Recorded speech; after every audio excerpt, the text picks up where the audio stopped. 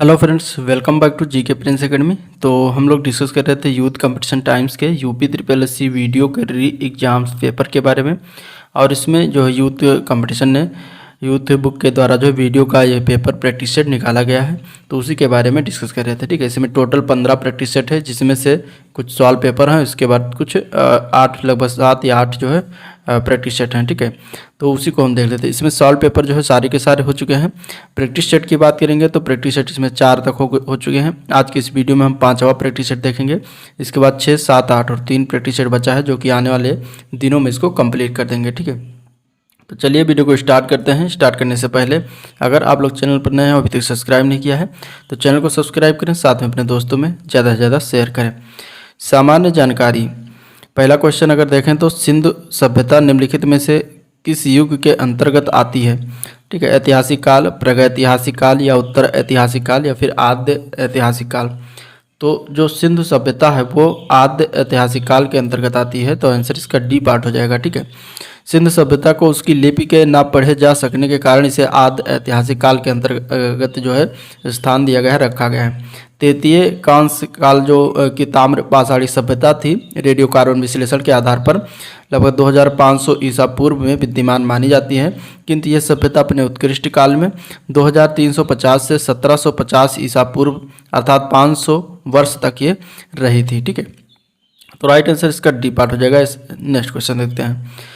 अब इसके जितने भी और हुए हैं प्रैक्टिस सेट, लगभग 12 प्रैक्टिस सेट 11 प्रैक्टिस सेट हो चुका है, उसका प्लेलिस्ट बना दिया। आप लोग चैनल पर जाइएगा, वहाँ पर आप इसको मिल जाएगा। ठीक है, ये एंड हो जाएगा। इसके बाद हिंदी का स्टार्ट करेंगे, फिर साथ में रीजनिंग का भी स्टार्ट करेंगे। यूथ कंपटीशन ने चैप्टर वाइज रीजनिंग का निकाला हो, तो उसको भी हम स्टार्ट करने वाले हैं, तो चैनल से जुड़े रहिएगा। ठीक है, किस शासक वंश ने मंदिरों एवं ब्राह्मणों को एक सबसे अधिक ग्राम अनुदान में दिया था? कौन सा शासक था जिसने मंदिरों और ब्राह्मणों को सबसे अधिक ग्राम जो है अनुदान में दिया था? तो वो था गुप्त वंश। आंसर इसका क्या हो जाएगा? ए पार्ट हो जाएगा, गुप्त वंश। ठीक है, गुप्त वंशीय शासकों का समय ब्राह्मण धर्म और हिंदू धर्म के पुनरुत्थान का समय माना जाता है, और हिंदू धर्म की विकास के यात्रा के चरण इसी कुछ परिवर्तन दृष्टिगोचर हुए, जैसे कि मूर्ति पूजा हिंदू धर्म का सामान्य लक्षण बन गया, और यज्ञ का स्थान जो उपासना ने ले लिया, और गुप्त काल में ही वैष्णव एवं शैव धर्म के मध्य समन्वय स्थापित हुआ। और ये वैष्णव और शैव धर्म जो कि मैंने पढ़ाया हुआ है, शार्ट नोट्स से रिलेटेड है, तो आप लोग उसको भी जाके जो है, इसका लिंक मैं डिस्क्रिप्शन में दे दूंगा, आप लोग वहाँ से देख सकते हैं। ठीक है, और इन्हीं के काल में जो है ईश्वर भक्ति को महत्व दिया गया। ठीक है, तत्कालीन महत्वपूर्ण संप्रदाय के रूप में वैष्णव एवं शैव संप्रदाय प्रचलन में थे। वैष्णव धर्म जो है गुप्त शासकों का धर्म था। तो इस तरीके से इसका आंसर ए पार्ट हो जाएगा। नेक्स्ट क्वेश्चन देखते हैं। डीएनए अंगुली छाप यानी फिंगर प्रिंटिंग तकनीक का उपयोग किसके संसूचन के लिए किया जाता है? तो डीएनए फिंगर प्रिंटिंग का प्रयोग जो है ये विवादित जनकता के लिए प्रयोग किया जाता है, और आंसर इसका क्या हो जाएगा? बी पार्ट हो जाएगा। ठीक है, इसका उपयोग मुख्यतः आपराधिक मामले की गुत्थियां सुलझाने के लिए करते हैं, और जीव जंतुओं के मनुष्यों के विशेष संरचनात्मक युक्त जो है रसायन जो कि विशिष्ट पहचान प्रदान करता है, उसे डीएनए यानी कि डाईराइबोन्यूक्लिक एसिड कहते हैं। और इस पद्धति से किसी व्यक्ति के जैविक अंशों जैसे कि रक्त, बाल, लार या वीर या दूसरे कोशिका स्रोतों से डीएनए की पहचान की जाती है। डीएनए फिंगर प्रिंटिंग जिस तकनीक का उपयोग करती है उसको माइक्रोसैटेलाइट कहा जाता है। कौन सा देश सार्क का सदस्य नहीं है इनमें से? अफगानिस्तान, भूटान, मालदीव, म्यांमार, इनमें से कौन सा देश है जो सार्क का सदस्य नहीं है? तो वो है म्यांमार। आंसर इसका डी पार्ट हो जाएगा। ठीक है, सार्क मीन्स दक्षिण एशियाई संगठन सार्क, जिसकी स्थापना कब हुआ था? 1985 में हुआ था। और इसमें अगर हम देखें तो इसका मुख्यालय कहाँ पर है? तो नेपाल की राजधानी काठमांडू में इसका मुख्यालय है। ठीक है, और इसके बाद इसमें अगर हम देखें तो इसमें टोटल 8 सदस्य देश हैं, और 8 सदस्यों में पाकिस्तान, बांग्लादेश, मालदीव, भूटान, नेपाल, भारत, अफगानिस्तान, श्रीलंका आते हैं। ठीक है, और जो कि म्यांमार इसमें दिया गया है डी पार्ट में, तो जो कि इसका सदस्य देश नहीं है। अगला प्रश्न देखते हैं। किस काल में जो है अछूत की अवधारणा स्पष्ट रूप से उद्धत हुई? मैंने अछूत की अवधारणा स्पष्ट रूप से किस काल से आया? तो इसके आंसर की बात करेंगे तो धर्मशास्त्रों के समय से आया। आंसर इसका डी पार्ट हो जाएगा। ठीक है, धर्मशास्त्रों के समय यानी कि सूत्र काल में, यानी कि 4 वर्ण आए, ब्राह्मण, क्षत्रिय, वैश्य, शूद्र, और इसके अतिरिक्त समाज में अन्य अनेकों जातियों तथा अम्बष्ट, उग्र, निषाद, मगध, वैदेहक, रथकार आदि का आविर्भाव अनुलोम प्रतिलोम विवाहों के फलस्वरूप हो गया। पाणिनि ने 2 प्रकार के शूद्रों का उल्लेख किया है, निर्वसित और अनिर्वसित। इसमें पहले प्रकार के शूद्र जो है अस्पृश्य माने जाते थे। 1857 का विद्रोह मुख्यतः किस कारण से असफल रहा? 1857 का जो विद्रोह हुआ था वो किस कारणों से असफल रहा था? इसमें से अगर क्वेश्चन देखेंगे तो किसी सामान्य योजना और केंद्रीय संगठन की कमी थी जिसके कारण यह असफल हुआ था। तो आंसर इसका क्या हो जाएगा? बी पार्ट हो जाएगा। ठीक है, नेक्स्ट क्वेश्चन, होम रूल आंदोलन भारत के स्वतंत्रता संग्राम के एक नए चरण के आरंभ का द्योतक था क्योंकि होम रूल आंदोलन के बारे में पूछा गया है कि ये स्वतंत्रता संग्राम के एक नए चरण के आरंभ का द्योतक था क्योंकि ये जो है इसने देश के सामने स्वशासन की एक ठोस योजना रखी थी। तो यही आंसर आपका राइट आंसर ए पार्ट हो जाएगा। ठीक है, और ये तिलक और एनी बेसेंट के द्वारा चलाया गया था 1916 में। ठीक है, तो इस तरीके से होम रूल लीग का नेक्स्ट क्वेश्चन देखते हैं। अगला क्वेश्चन है, भारत की सर्वाधिक वर्षा मुख्यतः प्राप्त होती है कहाँ से प्राप्त होती है? तो भारत की सर्वाधिक वर्षा जो होती है वो प्राप्त होती है दक्षिण पूर्वी मानसून से। आंसर इसका सी पार्ट हो जाएगा, दक्षिण पूर्वी मानसून। ठीक है, भारत में वर्षा ऋतु जो होती है मध्य जून से स्टार्ट होती है और सितंबर तक रहती है। इसमें उत्तर पश्चिम भारत व पाकिस्तान में निम्न वायुदाब क्षेत्र बन जाता है और विषुवतीय रेखीय पछुआ पवन वर्ष दक्षिणी गोलार्ध की दक्षिणी पूर्व वाणिज्य पवन विषुवत रेखा पार कर फेरल के नियम के अनुसार भारत में प्रवाहित होती है और इसे क्या कहते हैं? दक्षिण पश्चिम मानसून। और हमारे भारत में दो शाखाओं में बटा हुआ है ये, एक है अरब सागर, ठीक है, एक है अरब सागर और दूसरा कौन सा है? दूसरा है बंगाल की खाड़ी। बंगाल की खाड़ी इस पोर्शन में पड़ता है, अरब सागर इस पोर्शन में पड़ता है।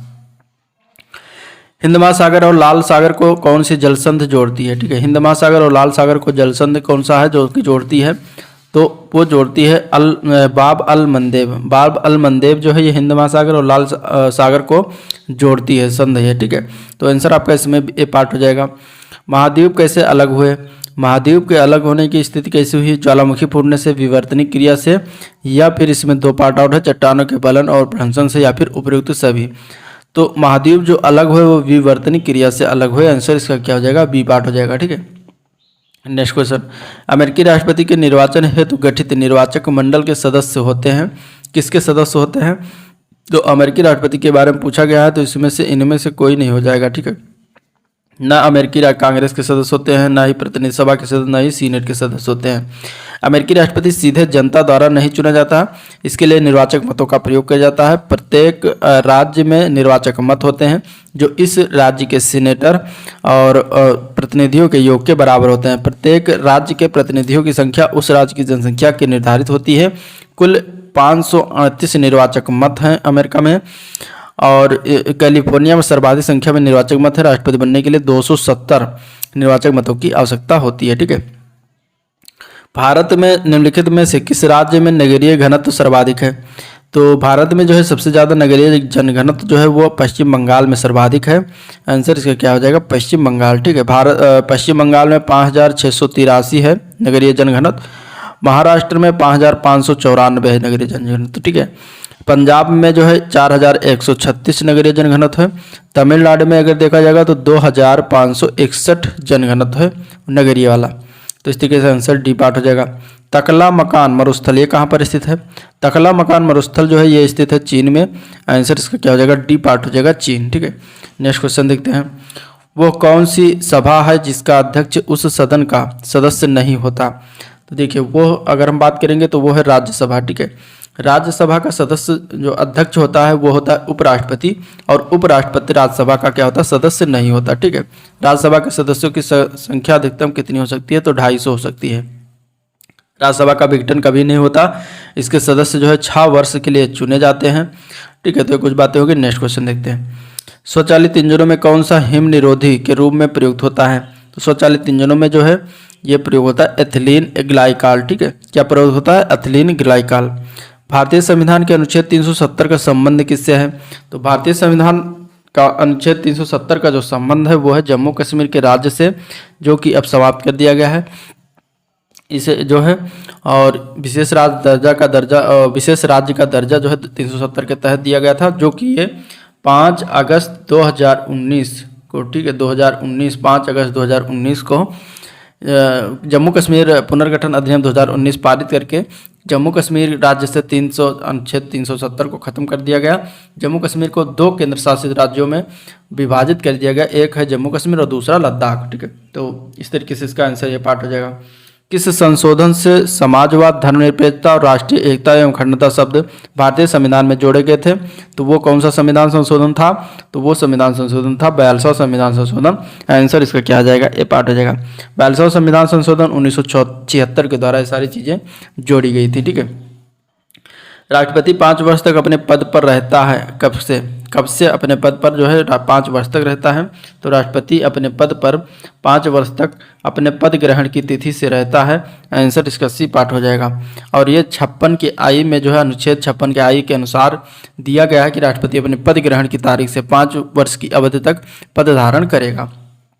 नेक्स्ट क्वेश्चन, निम्नलिखित में से कौन सा भारतीय मौद्रिक नीति के बारे में निर्णय लेता है? तो इनमें से अगर देखा जाएगा तो भारतीय रिजर्व बैंक निर्णय लेता है, जिसको आरबीआई कहते हैं। ये बैंकों का बैंक है। इसकी स्थापना 1935 में किया गया था और उस समय इसकी पूंजी थी 5 करोड़ रुपए। ठीक है। तो इस तरीके से आंसर इसका बी पार्ट हो जाएगा। जवाहरलाल नेहरू योजना मुख्य बल निम्नांकित पर है। जवाहर रोजगार योजना का मुख्य बल निम्नांकित पर है। किस पर है ये बताना है। तो जवाहर रोजगार योजना जो है ग्रामीण क्षेत्रों में मजदूरी पर एक रोजगार के अतिरिक्त अवसरों का सृजन करती है। तो आंसर इसका बी पार्ट हो जाएगा। ये शुरुआत कब हुआ था? तो 1989 में शुरुआत किया गया था इस योजना का। और ये पूर्व प्रधानमंत्री राजीव गांधी के कार्यकाल में हुआ था। ठीक है। जवाहर रोजगार योजना के नाम से, जिसमें ग्रामीण बेरोजगारी दूर करने की एक योजना थी, बनाई गई थी। ठीक है। 1 अप्रैल 1999 में इस योजना को समाप्त करके इसके स्थान पर जवाहर ग्राम समृद्धि योजना शुरुआत किया गया। नेक्स्ट क्वेश्चन देखते हैं।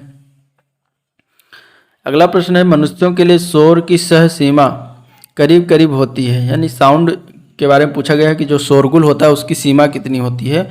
तो वो होता है 85 डेसिबल के आसपास, यानी कि ध्वनि की जो तीव्रता होती है एक भौतिक राशि है और इसका सटीक मापन संभव है। इसका एसआई मात्रक क्या होता है? माइक्रोवाट पर मीटर स्क्वायर होता है। ठीक है। और सामान्य प्रयोग में इसे क्या कहते हैं? बेल कहते हैं। बेल के 10वें भाग को डेसिबल कहा जाता है। ठीक है। और इसमें अगर देखा जाए तो ध्वनि के स्रोत में साधारण बातचीत होता है वो डेसिबल वो 30 से 40 डेसिबल के मध्य होता है और जोर से बातचीत जो होता है वो 50 से 60 डेसिबल के मध्य होता है, तीव्रता होती है। विद्युत मोटर की तीव्रता होती है 110 डेसिबल, सायरन की तीव्रता होती है 110 से 120 डेसिबल। ठीक है। तो इसमें जो दिया गया है शोरगुल के लिए वो होता है 85 डेसिबल के आसपास। नेक्स्ट क्वेश्चन, पसीने का मुख्य उपयोग क्या है? पसीने का मुख्य उपयोग होता है शरीर के ताप को नियंत्रित करना। ठीक है। तो आंसर क्या हो जाएगा? राइट, ए पार्ट हो जाएगा। शरीर के ताप को नियंत्रण करना पसीने का मुख्य उपयोग होता है। रेशम कीट जिन पर पनपता है वह क्या होते हैं? रेशम कीट जो है शहतूत की पत्तियों पर पनपता है। तो आंसर डी पार्ट हो जाएगा। चलिए नेक्स्ट क्वेश्चन देखते हैं। विश्व स्तर पर प्रत्येक वर्ष की मानव विकास रिपोर्ट किसके द्वारा प्रकाशित किया जाता है?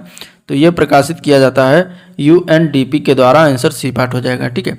क्या हो जाएगा? आंसर सी पार्ट हो जाएगा, यूएनडीपी के द्वारा। 1 घंटे में 1 क्यूसेक पानी बहने की मात्रा लीटर में है कितनी होती है? अगर 1 घंटे में 1 क्यूसेक पानी बहने की मात्रा कितनी होगी? तो वो होती है 3.6 × 10⁶ लीटर। ठीक है। तो आंसर इसका बी पार्ट हो जाएगा। निम्नलिखित युग्मों में से कौन सा एक लोहा का प्रचुर जो है स्रोत है? इनमें से कौन सा एक लोहा का प्रचुर स्रोत है इनमें से? तो वो है चौलाई और केला। ये क्या है? लोहा का प्रचुर स्रोत है। ठीक है।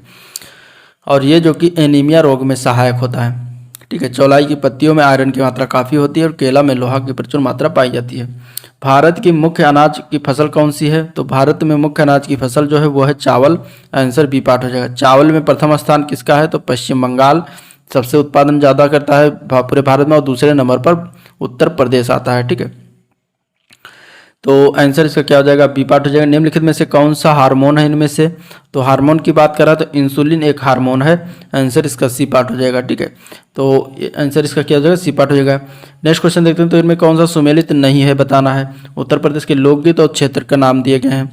तो इसमें से अगर देखा जाए तो कजरी रुहेलखंड दिया गया जो कि गलत है, यही आपका आंसर हो जाएगा। बाकी तीनों सही हैं। कजरी की बात करेंगे तो ये मिर्ज़ापुर के क्षेत्र में होता है, गाया जाता है। ठीक है। मिर्ज़ापुर क्षेत्र में। तो यहाँ पे रुहेलखंड दिया गया जो कि गलत है। उत्तर प्रदेश के निम्नलिखित जिलों में से 2011 की जनगणना के अनुसार निम्नलिखित में सबसे कम जनसंख्या वाला जिला कौन था? सबसे कम जनसंख्या वाला जिला जो है वो महोबा है। आंसर क्या हो जाएगा? महोबा। ठीक है।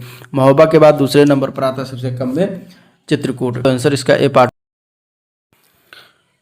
नेक्स्ट क्वेश्चन है, रेडियोधर्मी डेटिंग एक प्रक्रिया है जिसे मापा जा सकता है कि क्या मापा जा सकता है, तो उससे जो है कि चट्टानों की उम्र पता लगाया जाता है। तो आंसर इसका ए पार्ट हो जाएगा। ठीक है, कौन से प्रसिद्ध भारतीय गुरुदेव के नाम से जाने जाते थे, तो गुरुदेव के नाम से सॉरी ये तो नेक्स्ट हो गया, इसमें देखते हैं इधर आएगा। ठीक है, 142 पर चले गए थे।